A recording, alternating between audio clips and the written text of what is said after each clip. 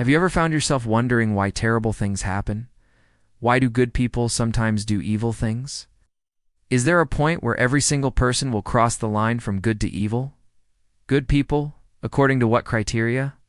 Bad people, by what definition? What is good and what is evil, and who decides? Some may argue that we are inherently bad, and that is why we commit evil deeds. However, psychologist Philip Zimbardo suggests otherwise.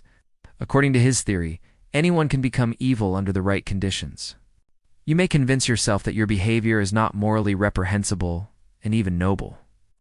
After all, you have convinced yourself that your actions are not wrong, so it should be fine to take things a little further.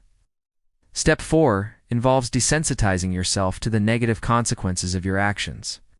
In this stage, you may feel as though the ends justify the means and that any negative consequences are worth it. Zimbardo was an American psychologist who conducted several social psychology experiments, including one famous experiment known as the Lucifer effect. If I don't, you'll get mad. Take the case of conscientious objection as an example. Conscientious objectors are people who refuse to comply with the government's compulsory military service laws based on moral or religious grounds. Consider the example of Rosa Parks, an African-American woman who refused to give up her seat on a bus to a white man in Montgomery, Alabama in 1955.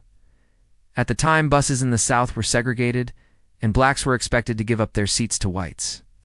Sometimes questioning authority and standing up for what we believe in is necessary. Similarly, the case of Andrew Wakefield, a British doctor who lost his medical license for falsifying data in a study linking the MMR vaccine to autism, highlights the dangers of unquestioning obedience to authority. In conclusion, the question of why good people do evil things has been pondered by philosophers and psychologists for centuries. While there is no single answer that can explain all instances of seemingly inexplicable behavior, various theories and examples can help us better understand this complex issue. However, it is important to remember that doing good does not justify hurting others or causing pain. There must always be a balance between doing what is right and treating others with respect and dignity. There are many forces that can cause us to act in ways that go against our morals and ethics. Thank you for watching. If you enjoyed this video, please don't forget to leave a like and subscribe. Your support means the world to us and inspires us to keep creating great content. It is important to remember that we all have the capacity for both good and evil, and that sometimes even good people can be led down a dark path. Parks' act of defiance sparked the Montgomery bus boycott, a pivotal moment in the civil rights movement. Through her courageous act, Parks demonstrated that sometimes standing up for what is right requires breaking the law. For example, during World War II, a young man named Franz J. Sukonk was sentenced to prison for refusing to fight in the U.S. military, despite being drafted. In such cases, we must carefully consider the ethical implications of each option and decide what course of action aligns with our values and principles. Ultimately, we must be prepared to face the consequences of our decisions and accept the responsibility for our actions. Sukonk believed that war was immoral and that he could not participate in it. Despite facing imprisonment and public ridicule, Sukonk stood firm in his beliefs and refused to back down. His story demonstrates that following one's conscience can sometimes lead to great personal cost. These results suggest that even when faced with an authority figure, we must follow our morals and ethics regardless of what others may think or say.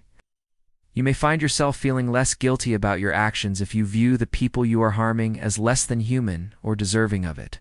Another example he often uses is that of the Holocaust, where ordinary German citizens were able to carry out such atrocities because they were part of a larger system that allowed and encouraged it. Zimbardo himself has said that he believes that he could have been an SS officer during the Holocaust if he had lived in Germany at the time. Finally, step 6 involves committing the evil act. As mentioned earlier, according to Philip Zimbardo, anyone can become evil given the right circumstances. He believes that we all have the capacity for evil within us, and that it only takes the right combination of events to bring it out. Take, for instance, the case of Milgram's experiment. It was a study on obedience to authority figures that was conducted in the early 1960s. Participants were told they would be helping a research scientist by reading them a list of words and asking them to identify whether each word was part of a list of 12 critical words.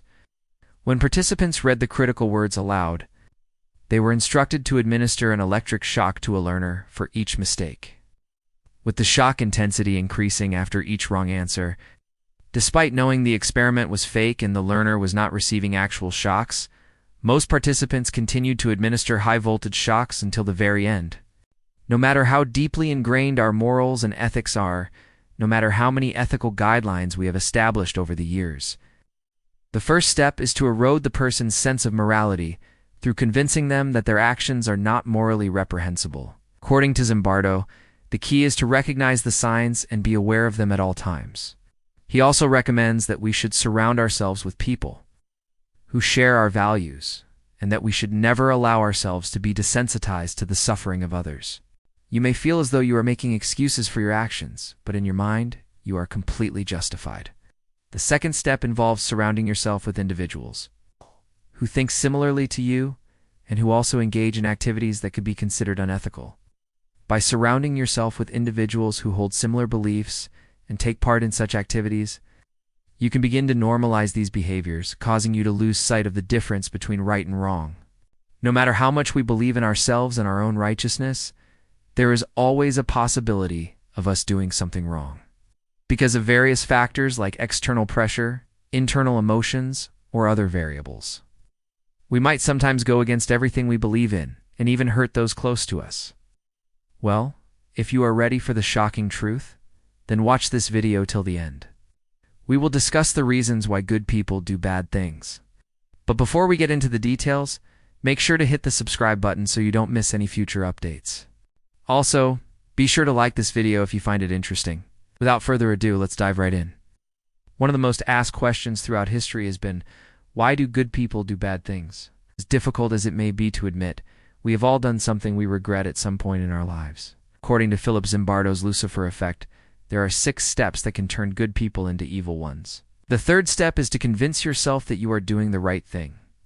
Step 5 is to distance yourself from the victims of your actions.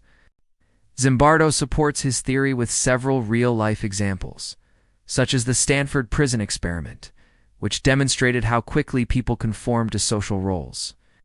So how can we avoid becoming evil, especially when surrounded by evil people? But what if someone tries to force us to do something that goes against our morals? In fact, several participants could be heard saying things like, "I'm only doing this because you told me to," or "I have to do it." What if we find ourselves in a situation where we must choose between obeying the law and obeying our conscience? On the other hand, what if following the law leads to injustice? These situations demonstrate that sometimes we must choose between obeying the law and obeying our conscience. Some might argue that blindly following rules and regulations without considering the greater good is not always the best course of action. The story of Raif Karma, a Pakistani activist who was imprisoned for blasphemy against the Prophet Muhammad, is a tragic example of the consequences of blindly following religious rules. Ultimately, we must strive to be good and just individuals while also being critical thinkers who question authority and stand up for what we believe in when necessary. From situational influences like the presence of others and social pressure to deeper psychological factors like cognitive dissonance and the need for identity, by understanding the factors that contribute to unethical behavior and being aware of our own biases and limitations, we can work towards creating a better world where good people are more likely to do good things.